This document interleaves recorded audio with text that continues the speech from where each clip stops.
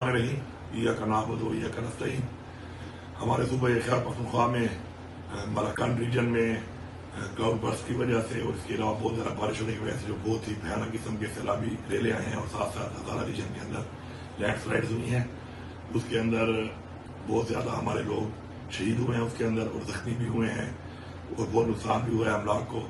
इसके अलावा रेस्क्यू करने के लिए जो 2 हेलीज हमारे सूबाई हुकूमत के काम कर रहे थे, उनमें हमारा एक जो हेली है वो खराब मौसम की वजह से क्रैश कर गया, जिसमें हमारे 5 जो लोग हैं उसके पायलट्स और क्रू जो है वो शहीद हुए। उसके अंदर भी तमाम जितनी भी डिस्ट्रिक्ट एडमिनिस्ट्रेशन है और तमाम जितने भी महकमे हैं और इदारे हैं वो सारे काम कर रहे हैं रेस्क्यू ऑपरेशन के अंदर और इस चीज़ को इंश्योर कर रहे हैं कि लोगों की जान माल का मुकम्मल तहफ़्फ़ुज़ किया जाए।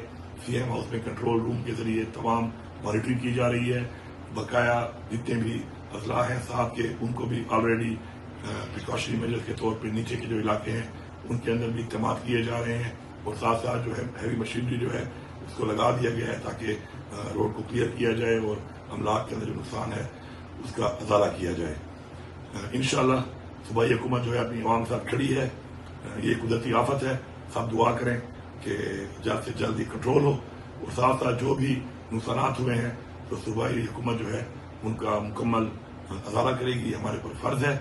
मेरी सबसे अपील है कि इंतजामिया के साथ कोऑपरेट करें, उनके साथ कोऑपरेशन रखें। तमाम जो मेरे पार्लियामेंटेरियंस हैं वो सारे के सारे अपने एरिया में मौजूद हैं, वो भी एडमिनिस्ट्रेशन के साथ जो है अपने लोगों के दरमियान रहकर अपना उनके साथ रब्ता रखें, कोऑर्डिनेशन रखें और इंशाल्लाह जल्द हमारी अल्लाह से दुआ है कि हम इंशाल्लाह इस पर काबू पा लेंगे।